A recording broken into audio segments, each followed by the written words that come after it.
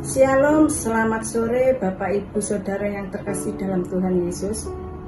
Kita akan mulai persekutuan doa puasa pada hari ini. Mazmur 100 ayat 4-5. Masuklah melalui pintu gerbangnya dengan nyanyian syukur, ke dalam pelatarannya dengan puji-pujian. Bersyukurlah kepadanya dan pujilah namanya, sebab Tuhan itu baik, kasih setianya untuk selama-lamanya, dan kesetiaannya tetap turun-temurun. Mari kita mengambil saat teduh sejenak.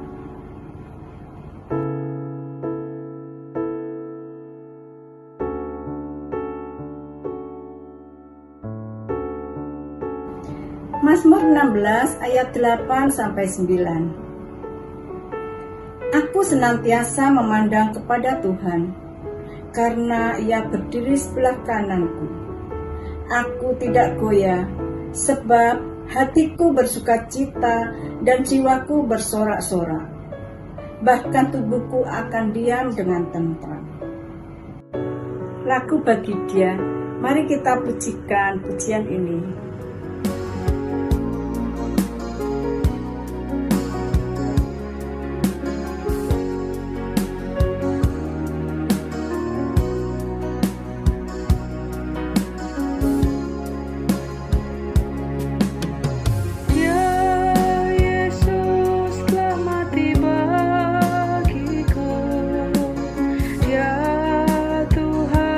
Selamatkan jiwaku.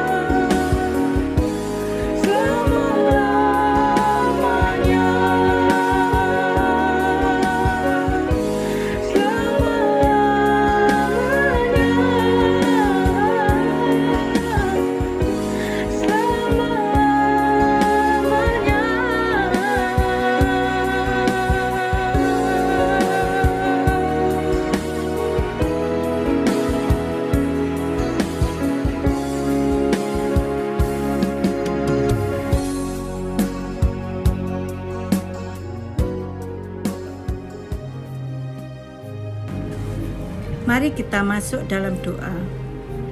Bapa kami yang ada dalam kerajaan surga, kami mengucap syukur Bapa. Pada hari ini kami diberi kesempatan menjalankan puasa untuk kita belajar merendahkan diri di hadapan-Mu ya Bapa. Sebentar kami akan bersekutu. Kami serahkan persekutuan doa puasa kami ke dalam tangan-Mu. Bapa, kami serahkan setiap pelayanan yang ada.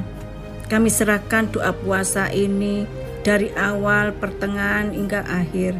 Di dalam nama Tuhan kami, Yesus Kristus, kami berdoa. Amin. Mazmur 111 ayat 2-3. Besar perbuatan-perbuatan Tuhan, layak diselidiki oleh semua orang yang menyukainya. Agung dan bersemara pekerjaannya, dan keadilannya tetap untuk selamanya.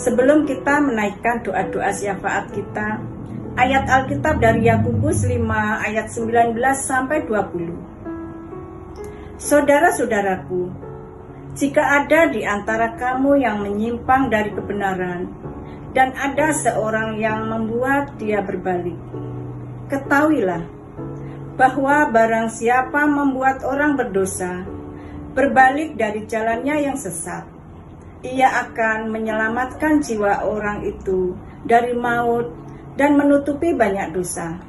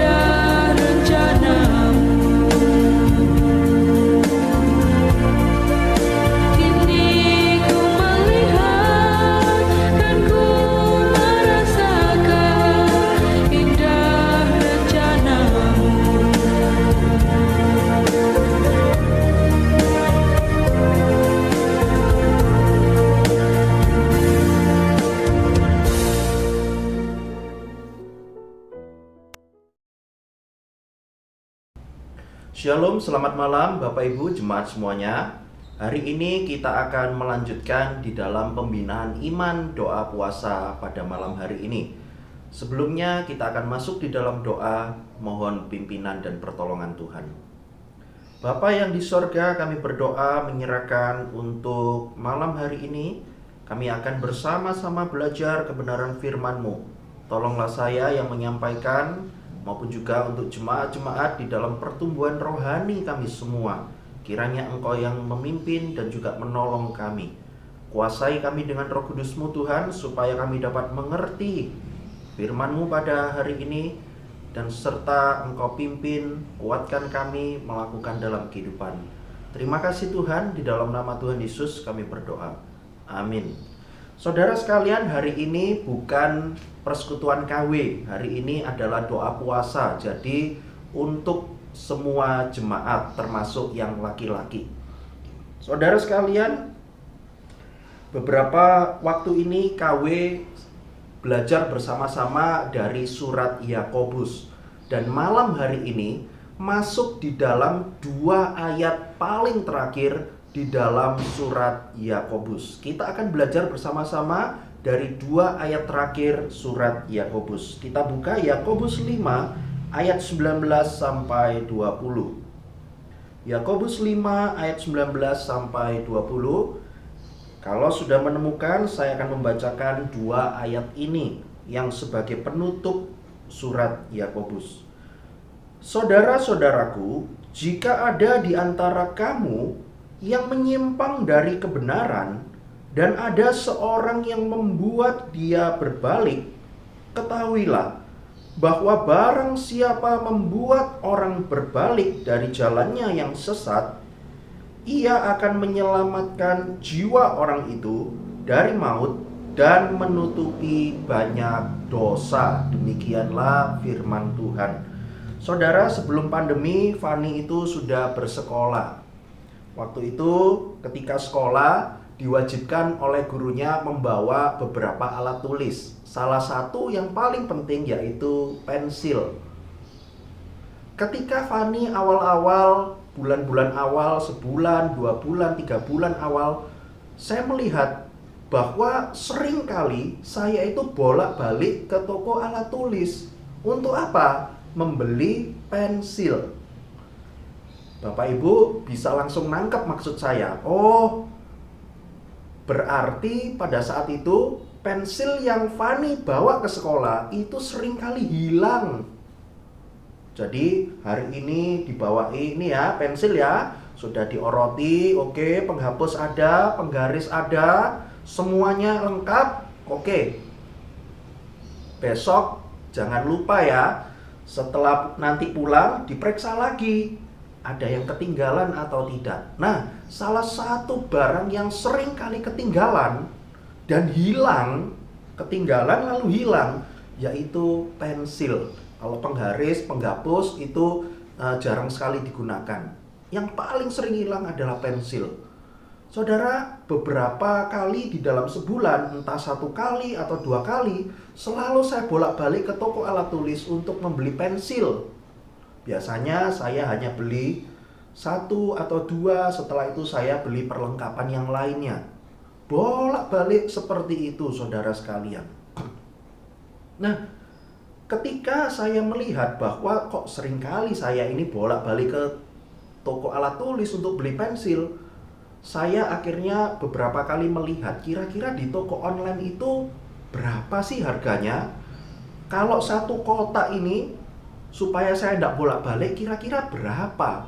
Ternyata saudara, pensil yang sama ya ini 1 kotak isi 1 lusin. Nah, ini saya bukan promosi pensil Joico ya. Ternyata saya lihat, wah, ternyata sangat murah sekali. 1 kotak ini harganya kalau saya tidak salah ingat hanya Rp5.000 atau Rp6.000. Saya pikir, wih, sangat murah ya. Dulu ketika saya berkali-kali, saya dan semua mengingatkan, jangan ketinggalan ya. Eman-eman loh. Ini pensil juga pakai uang belinya. Tetapi saudara sekalian, ketika saya melihat bahwa ternyata 1 kotak kalau beli di online isi 12 langsung harganya Rp5.000 atau Rp6.000. Jadi artinya 1 pensil ini tidak sampai Rp500. Pemikiran saya mulai berubah. Kalau dulu berkali-kali saya ingatkan Fani, jangan hilang Fani, jangan hilang. Ini beli, mahal ini satu batang gini. Cuma pakai 2 hari, 3 hari hilang, kan eman. Tetapi setelah saya beli di toko online dengan harga yang jauh lebih murah daripada ketika saya beli di toko alat tulis, pemikiran saya agak berubah. Saya pikir, murah lah, 500 rupiah loh. Paling 500 rupiah untuk 2 hari, 3 hari, atau bahkan mungkin kalau beruntung bisa seminggu, ya tidak apa-apa lah. Tidak usah mempermasalahkan, toh cuma 500 rupiah. Ngapain harus seringkali menasehati Fani dengan nasihat yang sama terus? Pensil jangan hilang, pensil jangan hilang. Padahal demi harga 500 rupiah. Saudara sekalian, pemikiran saya langsung berubah dengan hal ini. Saudara sekalian, saya melihat bagaimana ketika saya sudah mendapatkan pensil dengan harga yang jauh lebih murah, pemikiran saya itu langsung, tidak apa-apalah kali ini hilang. Toh harganya sangat kecil dibandingkan dengan anak saya, Fani. Saudara sekalian, ini pun juga yang membuat kita sebagai orang Kristen, ketika mendapati atau melihat ada orang yang tersesat dan meninggalkan kebenaran, ditentukan dari pemikiran kita. Apakah dia itu berharga atau tidak? Kalau tidak berharga, biarlah dia itu sesat. Biarlah dulunya dia adalah orang Kristen yang baik dan taat, sekarang sudah meninggalkan iman Kristennya, bahkan meninggalkan Tuhan Yesus. Kita berpikir bahwa orang itu tidak berharga kok. Sudahlah, apalagi dia seringkali nyakiti saya. Kita akan menganggap orang itu layak untuk mendapatkan hal itu. Kita tidak lagi membuat dia berbalik lagi kepada iman yang benar. Tetapi bayangkan saudara sekalian, ketika kita menganggap ada seorang yang dulunya adalah percaya kepada Tuhan Yesus, tetapi kali ini dia mulai berbalik dari imannya yang benar. Ketika kita menganggap orang itu adalah orang berharga, maka kita akan dengan sekuat tenaga mencari dia, supaya mereka yang berbalik itu dapat kembali kepada iman yang benar. Itulah pesan yang disampaikan oleh Yakobus di dalam penutup suratnya ini. Saudara sekalian, kalau kita melihat, biasanya penutup surat itu adalah salam-salam kan? Salam kepada ini, salam kepada orang itu. Nah, itu yang biasanya Paulus lakukan. Lalu juga biasanya surat itu ditutup dengan sesuatu yang indah dan sebuah pengharapan yang besar. Dan itulah yang dituliskan oleh Yakobus di dalam suratnya ini. Bukanlah sebuah kebetulan, saudara sekalian. Ketika Yakobus menutup suratnya ini dengan mengajak setiap orang teguh di dalam imannya, sambil mereka harus melihat jemaat-jemaat yang lain, apakah mereka masih hidup di dalam kebenaran atau tidak. Ketika engkau melihat ada seseorang yang mulai berbalik dari Allah, maka engkau jangan abaikan orang itu. Engkau harus cari orang itu, engkau harus kembalikan kepada iman yang benar, atau kembalikan kepada jalan yang benar. Saudara sekalian, Yakobus secara tidak langsung memberikan sebuah nasihat yang penting bagi setiap kita, bahwa orang, pribadi manusia itu sangat penting. Kalau kita melihat Alkitab, Tuhan itu menganggap kita berharga. Dia mengirimkan Yesus Kristus, anaknya yang tunggal, untuk menjadi jalan keselamatan bagi setiap kita. Saudara bayangkan, untuk menyelamatkan manusia, Allah itu harus rela memakai Yesus Kristus menjadi penebus untuk manusia. Berarti saudara sekalian, di mata Allah, kita ini adalah orang-orang yang berharga. Karena itu jangan sampai kita berpikir bahwa, waduh Tuhan, apakah aku ini berharga tadi matamu? Saudara, engkau berharga. Aku berharga, engkau berharga di hadapan Tuhan. Karena itu Yakobus melihat ketika ada orang yang berbalik dari imannya, engkau harus cari orang itu, engkau harus membuat dia berbalik supaya dia jangan sesat. Saudara, kalau kita melihat di dalam ayat 19, saudara-saudaraku, jika ada di antara kamu yang menyimpang dari kebenaran. Ternyata di dalam surat Yakobus ini menemukan ada beberapa orang Kristen itu sudah mulai berbalik dari imannya yang benar. Iman yang benar itu seringkali digambarkan sebagai jalan yang lurus. Engkau harus hidup lurus sesuai dengan kebenaran Allah, kebenaran firman Tuhan. Tetapi kalau sudah ada orang yang menyimpang, artinya tidak lurus lagi, maka hal itu akan berbahaya bagi mereka. Seharusnya lurus, tetapi mereka berbalik ke kiri, menyimpang ke kanan. Hal itu tidak akan membawa mereka ke dalam jalan kebenaran Tuhan. Saudara, beberapa waktu lalu saya membaca sebuah artikel, yaitu tentang kapal pesiar. Kapal pesiar yang begitu besar, itu ternyata bisa dikendalikan dengan satu kemudi yang kecil. Satu kemudi yang kecil itu juga dipandu oleh beberapa komputer yang begitu canggih. Untuk apa? Untuk memandu nahkoda kapal atau kapten kapal sampai kepada tujuan yang tepat. Jadi harus ke utara berapa derajat, lalu nanti ke barat berapa derajat, itu harus diikuti semua supaya tidak nyasar. Saudara, beberapa tahun yang lalu ada sebuah kapten kapal yang tidak mengikuti rute dari komputer itu. Akhirnya apa? Akhirnya terkena batu karang. Jadi di lautan tersebut ada beberapa batu karang itu yang muncul ke permukaan. Kapten kapal itu tidak kelihatan karena dia tidak mengikuti rute yang ada. Akhirnya kapalnya itu nabrak karang tersebut dan akhirnya harus dievakuasi. Kapalnya tidak bisa digunakan lagi, harus diperbaiki lebih dahulu baru bisa berjalan lagi. Nah, saudara sekalian, bayangkan ketika kapten kapal tersebut menyimpang 1 derajat saja dari rute yang seharusnya.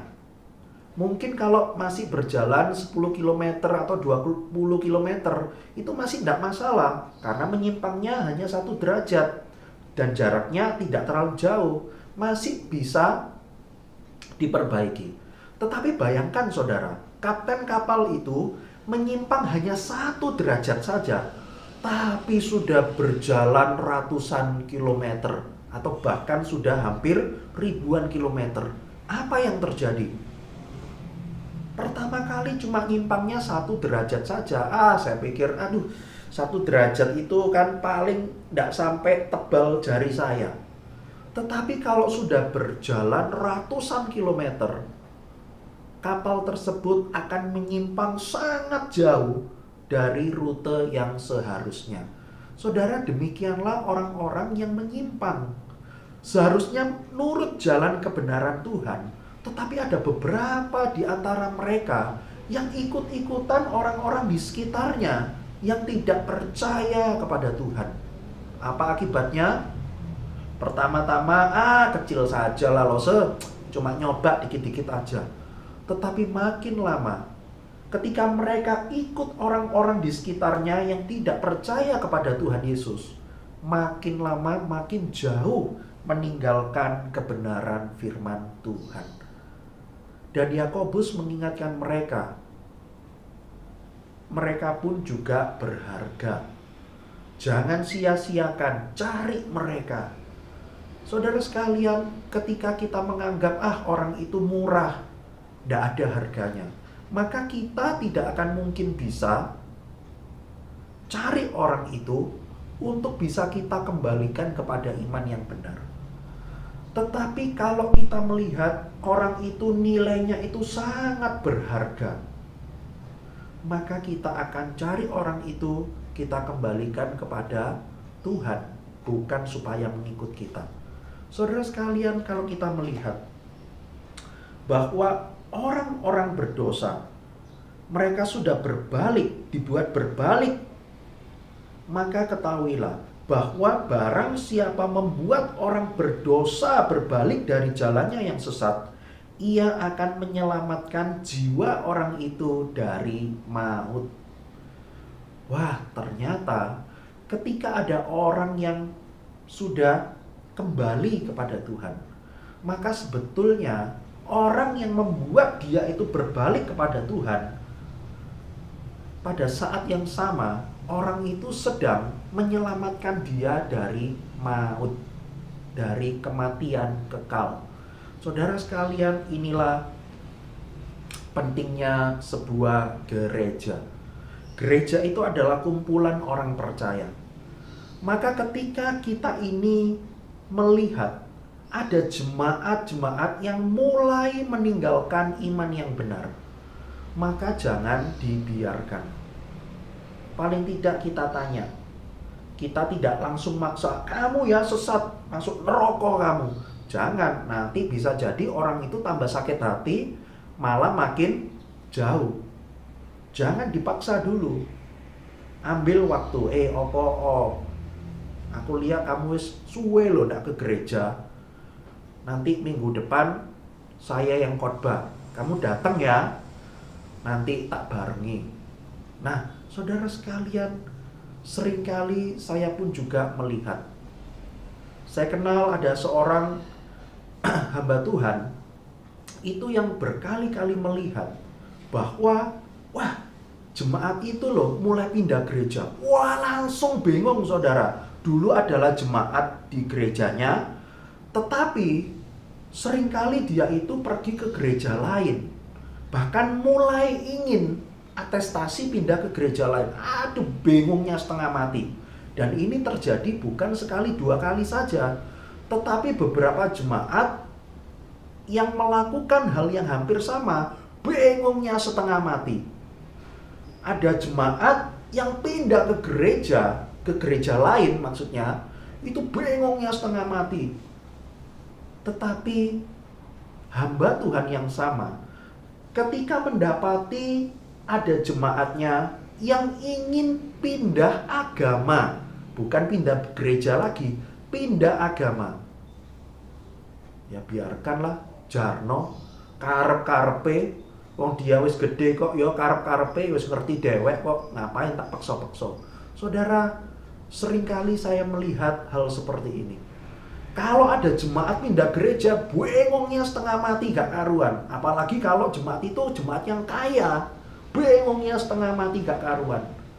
Tetapi kalau sudah meninggalkan agama, pindah agama lain, jarno tidak terlalu bingung seperti kasus yang pertama. Saudara sekalian, hal ini mengingatkan saya dan mengingatkan kita semua bahwa kita sebagai jemaat Tuhan, kita ini adalah komunitas. Kita tidak jalan satu persatu. Ada seorang hamba Tuhan yang mengatakan begini di dalam khotbahnya, kita itu jemaat, ibaratnya itu seperti seorang prajurit. Prajurit untuk bisa menang harus berjuang di dalam kumpulan prajurit juga. Tidak bisa kamu itu prajurit, tapi kalau kamu ingin menang di dalam sebuah peperangan, kamu melayu karepe dewek. Komandannya bilang, tunggu ya, tunggu musuh. Nanti musuhnya itu setelah panahnya dilepas, baru kamu maju. Tapi bayangkan saudara, ada seorang prajurit itu yang musuhnya belum mana, langsung lari ndak karuan, ingin menyerang sendirian. maka perjuanganmu itu sia-sia. Karena apa? Kamu tidak akan mungkin menang. Kamu tidak akan mungkin bisa mengalahkan musuh yang begitu banyak. Kamu harus tetap ada di komunitas, dan kamu berjuang bersama-sama dan maju bersama-sama untuk berjuang. Saudara, firman Tuhan ini menolong setiap kita. Kita yang sesat, kita yang berdosa, kita butuh orang lain. Dan ingatlah bahwa ketika kita sudah dapat berbalik kepada Tuhan, dan ketika kita dapat meneguhkan iman kita, saudara, ingatlah ini adalah pekerjaan Tuhan. Manusia itu tidak mungkin bisa berupaya sendiri mencari keselamatannya bagi dirinya. Karena itu butuh Tuhan Yesus, saudara. Dan itulah makna Jumat Agung dan Paskah bagi setiap kita. Di masa-masa Prapaskah ini, mari kita mengingat betapa besar dan kerasnya upaya kita menyelamatkan diri kita sendiri. Tidak akan mungkin bisa. Mustahil. Kemungkinannya itu 0%. Kita itu bisa menyelamatkan diri kita sendiri. Karena itu kita butuh Yesus Kristus menjadi jalan pendamaian bagi setiap kita. Karena itu di masa Prapaskah ini, mari kita mengingat kembali bagaimana Allah yang sudah memberikan Yesus Kristus sebagai penebus dan sebagai jalan pendamaian itu. Mari kita melihat bahwa semuanya itu dikerjakan dari Tuhan kepada setiap kita. Saudara, biarlah doa malam Prapaskah pada hari ini mengingatkan dan meneguhkan iman kita. Mari kita meneguhkan iman kita yang benar di hadapan Tuhan, sambil kita melihat dan saling tolong-menolong. Ketika ada jemaat yang mulai berbalik dari kebenaran iman, maka kita harus menolong orang itu, karena orang itu pun juga adalah orang yang berharga di hadapan Tuhan dan di hadapan setiap kita. Karena kita berjuang bersama-sama di dalam jemaat, kita tidak berjuang secara individual. Kiranya firman Tuhan hari ini menolong dan meneguhkan iman setiap kita. Kita berdoa. Bapa yang di surga, syukur kami naikkan kepadamu Tuhan. Kalau Engkau pada hari ini menolong setiap kami, untuk kami boleh bersama-sama berjuang di dalam iman. Tolonglah kami Tuhan, supaya kami tetap ada di komunitas jemaat yang baik, sehingga kami dapat saling membantu dan saling menolong. Kami tidak berjuang sendirian untuk meneguhkan iman kami. Tolonglah Tuhan kami sebagai komunitas jemaat PKT Banyuwangi. Kiranya Engkau yang menolong setiap kami, supaya kami dapat terus bertumbuh di dalam iman kepada Tuhan.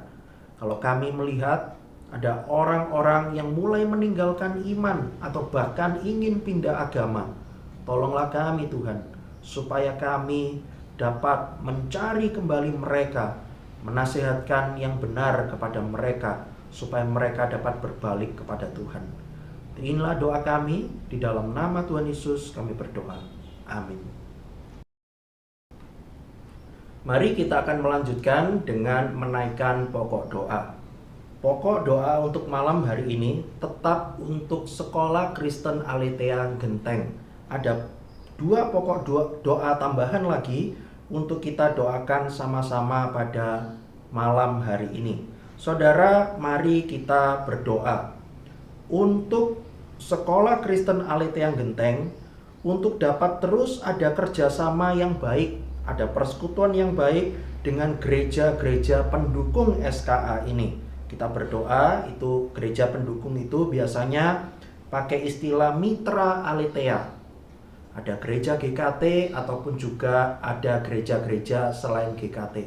Saudara, kita terus berdoa supaya mitra Aletheia ini dapat terus mendukung mereka di dalam doa dan dana. Mereka sangat butuh dana untuk operasional kegiatan sekolah, untuk gaji guru, gaji karyawan, untuk sarana pembelajaran dan sebagainya. Ada begitu banyak dana yang dibutuhkan. Mari saudara kita berdoa supaya gereja-gereja ini dapat terus mendukung pekerjaan Tuhan di dalam sekolah ini. Mari kita akan berdoa. Bapa yang di sorga, kami berdoa menyerahkan untuk Sekolah Kristen Aliteang Genteng pada malam hari ini Tuhan. Kiranya dapat terus menjalin kerjasama yang baik dengan gereja-gereja pendukung atau mitra Alitea.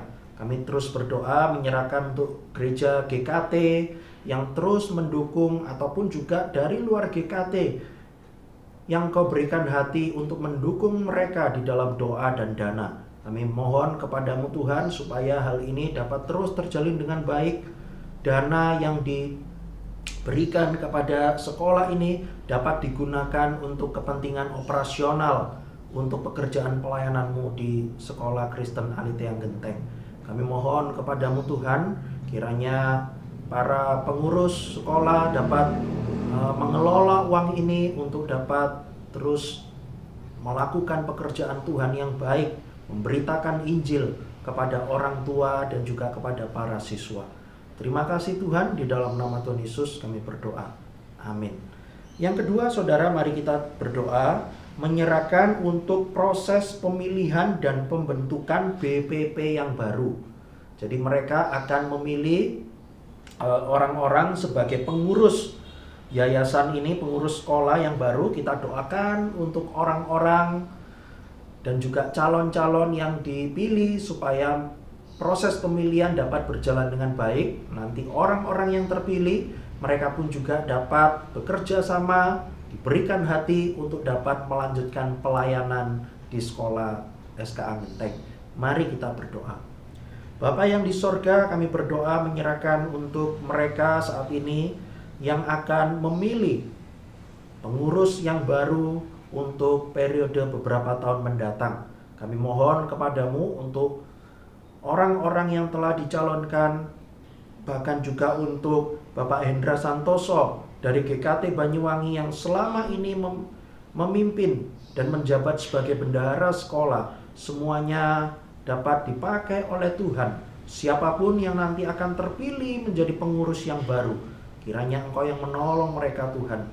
Pakai mereka supaya keluarga mereka pun juga dapat mendukung pelayanan ini, sehingga orang-orang yang nanti menjabat kiranya dapat terus dipakai oleh Tuhan mengembangkan pelayanan di sekolah ini. Terima kasih Tuhan, di dalam nama Tuhan Yesus kami berdoa. Amin. Saudara, ada satu pokok doa tambahan. Saudara, kalau kita melihat berita di YouTube atau berita di internet atau televisi dan sebagainya, kita tahu saudara bahwa saat ini Rusia dan Ukraina sedang terjadi pergolakan politik. Ada begitu banyak peperangan dan juga ada begitu banyak korban jiwa yang meninggal, baik itu tentara ataupun juga orang-orang sipil. Barusan beberapa waktu yang lalu, hari Kamis kemarin, saya melihat bahwa ada seorang anak 10 tahun warga sipil Ukraina yang dengan sengaja ditembak oleh tentara Rusia. Saudara, dengan sengaja anak kecil 10 tahun warga sipil, 10 tahun sudah pasti bukan tentara, ditembak oleh tentara Rusia. Saudara sekalian, ini menimbulkan sebuah pergolakan politik yang makin panas. Belum lagi ada campur tangan dari negara-negara lain untuk mencampuri urusan ini. Saudara, kita mendoakan apa? Kita tidak bisa melakukan, wah ayo pergi ke sana lalu bela. Tidak mungkin bisa. Atau jangan berpikir kita, wah ayo kita demo gede-gedean kepada pemerintah Indonesia supaya turun tangan. Itu pun juga kita tidak bisa. Apa yang bisa kita bisa kita lakukan? Kita terus berdoa. Berdoa untuk siapa? Berdoa untuk para pemimpin negara, baik itu Rusia, Ukraina, atau negara-negara yang lain.